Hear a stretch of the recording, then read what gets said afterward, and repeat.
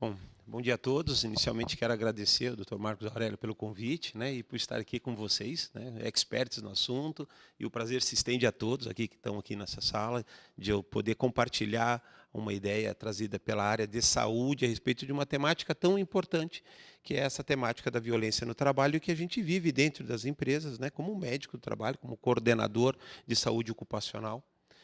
E é claro que essa temática da violência no trabalho, a gente tem muitas dimensões que comprometem e causam consequências. Então, a gente pode tratar esse assunto da parte jurídica, a gente pode tratar esse assunto da parte administrativa, organizacional, a gente pode tratar esse assunto da parte médica, psicológica, da parte sociológica, mas eu vou tentar aqui me conter na parte, principalmente na temática organizacional, e trazendo um pouco dessas consequências para a área de saúde, que é o que envolve principalmente as consequências da violência do trabalho. Queria relembrar a vocês que em 2008, nós tivemos em 2007 e 2008, nós tivemos uma crise desencadeada nos Estados Unidos, e que trouxe com reflexos para a Europa, para a Ásia e para o Brasil, e ali já nós tivemos um começo de uma reestruturação organizacional, trazendo esse contexto da cultura e da organização do trabalho para a área médica e de reflexos da saúde do trabalhador. Lá naquela época, as empresas já viam a necessidade de se modificar. Isso foi realmente, esse presságio, foi se concretizado na crise de 2013 e 2014, onde a gente teve um enxugamento, vamos dizer, da máquina humana dentro das empresas. Nós tivemos um redimensionamento de metas, um redimensionamento de liderança. E muitas vezes essas metas organizacionais acabaram sendo objetivos de vida dos próprios funcionários. Acabaram desviando verbas, muitas vezes, das áreas que a gente chama de áreas não diretamente relacionadas com o produto final das empresas, para essas outras áreas da empresa que seriam mais lucrativas. E aí a saúde foi muito impregnada com esse tipo de necessidade que realmente ocorreu nesse momento. E assim se instaurou o medo. E o medo de demissão, sabendo que um funcionário que tem uma idade mais avançada, que ele tem uma necessidade de saúde, que ele, em cima de demissões de pessoas mais antigas, e aí não para se colocar dois, a gente fala sempre lá, eu demito uma pessoa que tem mais experiente de trabalho ou de vida, para colocar dois estagiários é mentira. Se colocava uma pessoa, e aquela pessoa vinha junto com o seu perfil, com a sua geração Z, que é essa nova geração que chega, aí, trazendo os seus perfis pessoais, as suas metas, envolvidas com a meta da empresa, e exigindo que essas metas, muitas vezes, sejam comunitárias.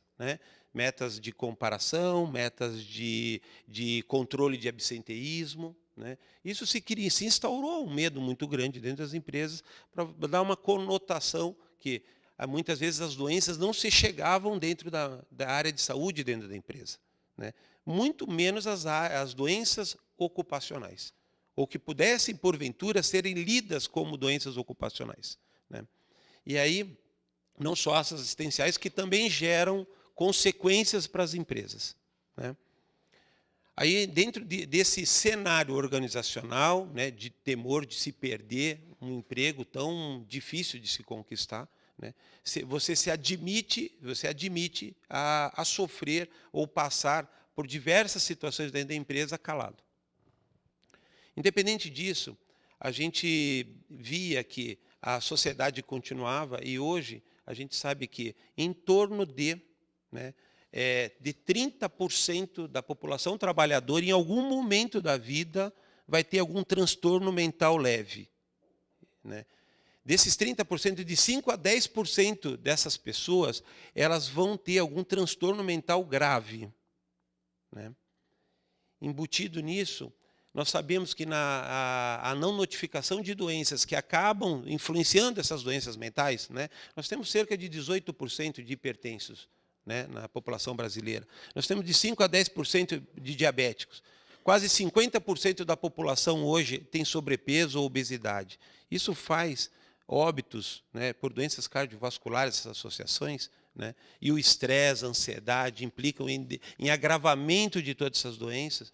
Né, é a primeira e a segunda causa maior de óbitos que existem hoje, são as doenças cardiovasculares, na forma de infarto agudo do miocárdio, na forma de acidente vascular cerebral. Né. Linkado tudo a isso, ao que a gente pode chamar de agravamento, agravos de saúde no trabalho, né, vem a questão do estresse. O Brasil é considerado o terceiro país no mundo de trabalhadores com estresse no trabalho. Em primeiro é o Japão. Né. Com o estresse, a gente passa por todas aquelas fases do estresse que traz agravamentos das doenças, mas principalmente desencadeamento de outras doenças mentais, né, como a depressão, como a esquizofrenia, como as doenças que nem a gente acabou de citar, as diabetes, as descompensações de outras doenças. Né. E aí passa por todas aquelas fases do estresse, a fase de adaptação, de alerta, de resistência, de exaustão, chegando a isso que a gente viu que é o síndrome de burnout. Né, que esses números eles mudam muito, a gente vê muitas estatísticas, né, de ordem mundial, eu tenho um número que é de 2% a 7%, mas a gente sabe que nos Estados Unidos essa estatística chega a 35%. A última pesquisa em estudantes de medicina, a síndrome de burnout foi 46%. Né. Então, a gente pode, porque realmente tem uma subnotificação desses casos. Né. A síndrome de burnout talvez seja uma das consequências gravíssimas, né, das doenças mentais ou do estresse relacionado ao trabalho. Quando a gente fala de trabalho, a gente fala de síndrome de burnout em violência, em assédio moral, assédio sexual. Né, e vinculado a isso, muito mais grave que a síndrome de burnout, é a questão do suicídio. Hoje, o último relatório da Organização Mundial de Saúde, e aí fica a provocação para vocês, nós temos 800 mil casos de suicídio que acontecido no ano de 2014, que foi o último relatório que mostrou isso. Né. Isso dá, em média, um suicídio a cada 35 a 40 segundos. Essas 2 horas que nós estamos conversando aqui, né, cerca de 200 pessoas tiraram a vida no planeta. Sendo que, dessas 200 pessoas, para cada tentativa de suicídio, a gente sabe que, né, que existe de 10 a 20, para cada fato consumado de suicídio, a gente tem cerca de 10 a 20 tentativas. 10 a 20 tentativas de suicídio que não se consumaram, mas tentaram. E dessas 20 tentativas, 17% têm uma incapacidade para o trabalho. Elas ficam com uma sequela definitiva. Né. Então, o número é alarmante. E o que fica é assim, é que os casos de suicídio, né, quase todos estão vinculados a algum tipo de doença mental, principalmente a depressão. Cerca de 97% dos suicídios hoje estão vinculados à depressão crônica profunda. Né. E a suicídio no trabalho, especificamente, ele tem uma única causa, a violência no trabalho.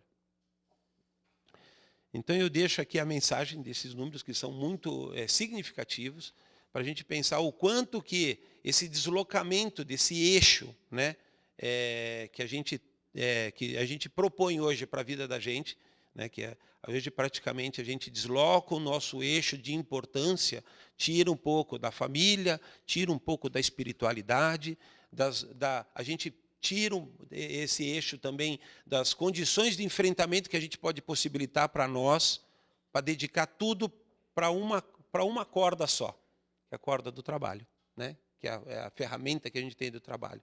Quando isso se vai, por qualquer motivo, a gente fica sem como sair do buraco. Né? E a ideia que a gente tem em cima de enfrentamento é tentar realmente de prevenção ou de pós-venção, né, que o Christophe de Jour fala muito, né, que o Emilie Durkheim também trouxe lá do passado, dessa visão sociológica que pode da doença mental e do suicídio. Ele fala assim, o que a gente está fazendo com a vida da gente, né? O quanto que a gente se dedica hoje para a família, quanto que a gente se dedica para ter uma atividade saudável, a nossa qualidade de sono, nosso jeito de se alimentar. Muitas vezes a gente não tem tempo, come um sanduíche, come uma coxinha, né? Por quê? Porque a gente está com o tempo do trabalho esticado demais para cumprir uma meta que muitas vezes nós mesmos colocamos, né?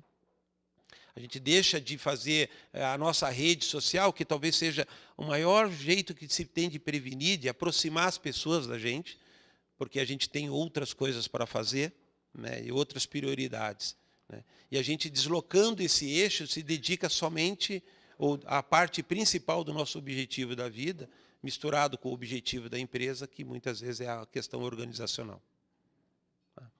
Então, essa é a minha fala. Espero ter contribuído para a reflexão de todos, entender o quanto que cada um de nós estamos mergulhados, né, nas nossas metas pessoais, né, e deixamos de olhar para nós, nos que nós estamos fazendo com as nossas vidas, e o que é pior, nós deixamos de olhar para as pessoas, os sofredores crônicos que estão à nossa volta, que estão muito próximos de nós, né? Porque todo sentimento que tem quando acontece um suicídio perto da gente, isso é para todo mundo, quem já viveu, né? Sabe, assim, no sentimento de, puxa, eu não consegui enxergar isso.